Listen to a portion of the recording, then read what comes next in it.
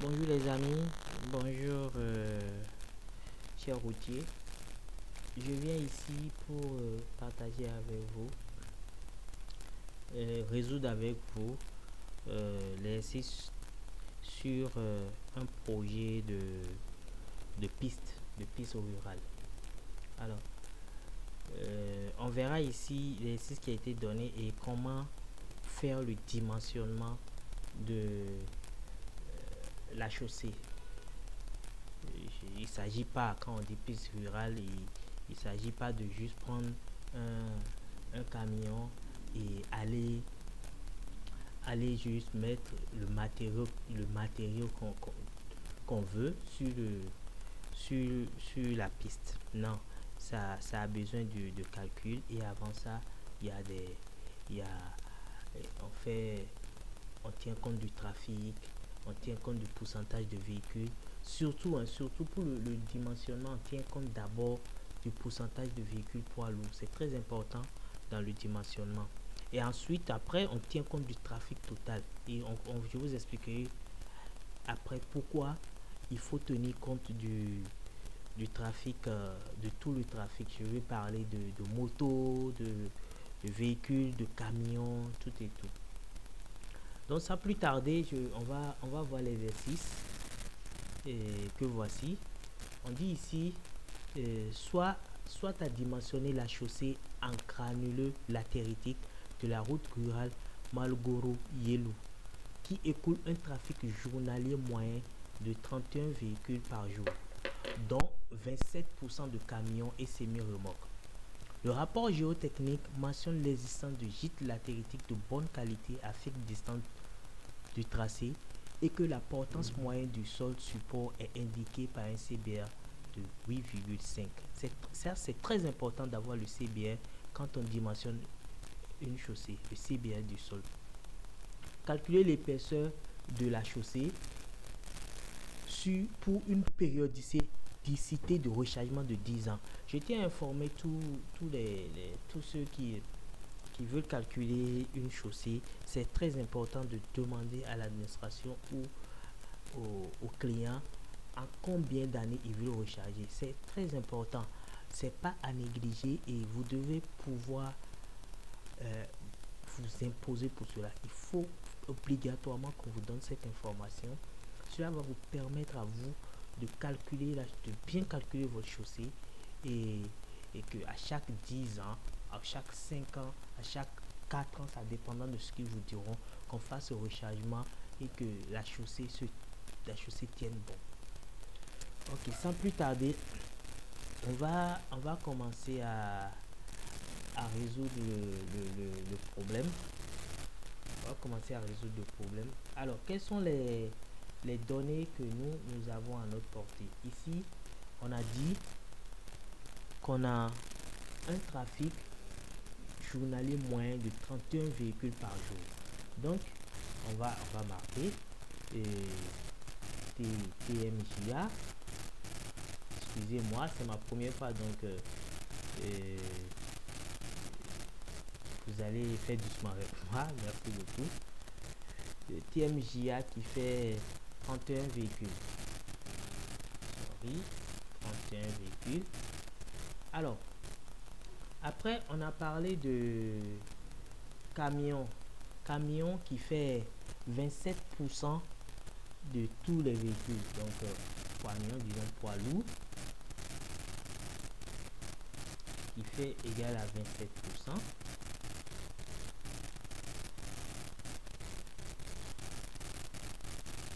Donc ici, on va calculer. Ça fait 31 multiplié par 27%. 0,27 bien sûr. Donc ça nous fait ici 8,37. Bon, il n'y a pas de 0,37 véhicules. Donc il faut toujours prendre pas excès. Donc ça, on va mettre 9 camions. 9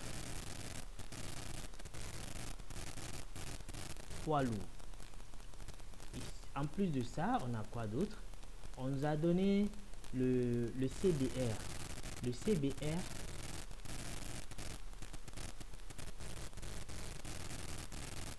ici le CBR qui fait 8,5.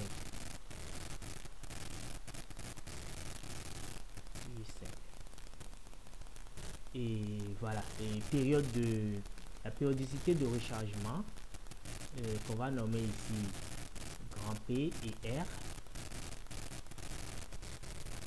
qui fait 10 ans. Alors voilà ce qu'on nous a donné comme données, et c'est largement suffisant, ça répond à tout. C'est largement suffisant pour dimensionner une chaussée de piste. Une chaussée de piste rurale. Simplement. Une chaussée de piste de route rurale.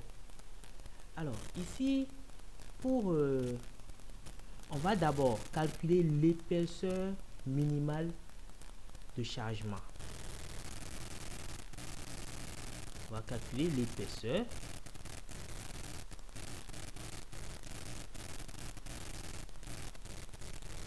Excusez-moi, excusez-moi vraiment pour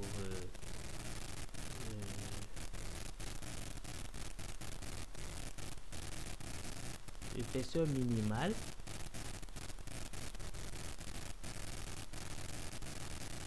de chargement.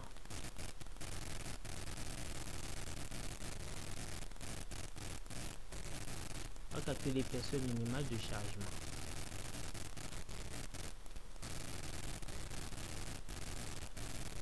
L'épaisseur minimale de chargement. On va nommer ici on va nommer ici E, petit E. On va nommer ici petit E. Donc ici petit E, qu'est-ce que j'ai fait? Excusez-moi. Petit E est égal à 100. Ça c'est la formule pour calculer l'épaisseur minimale de chargement. 100 plus parenthèse 75 plus 50 log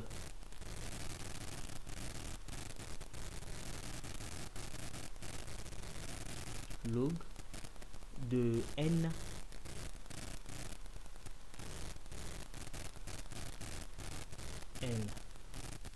sur 10 racine carrée de racine carrée. On fait tout ça multiplié par racine carrée de P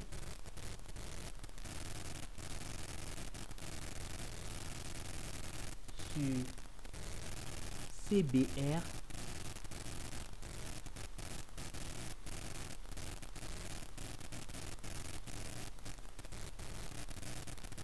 plus 5.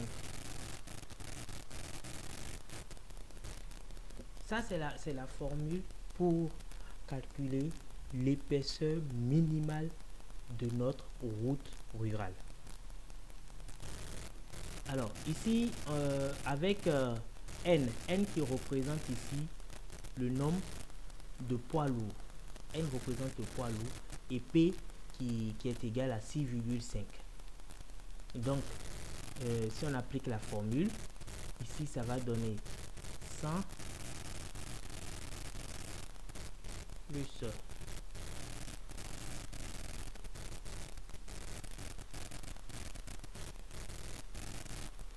75 plus 50 log de n qui fait 9 dans notre cas ici sur 10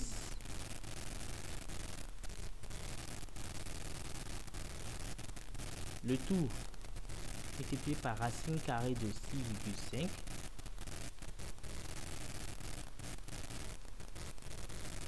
sur CBR sur 5 plus CBR plus 5. Ici notre CBR ça fait 8,5.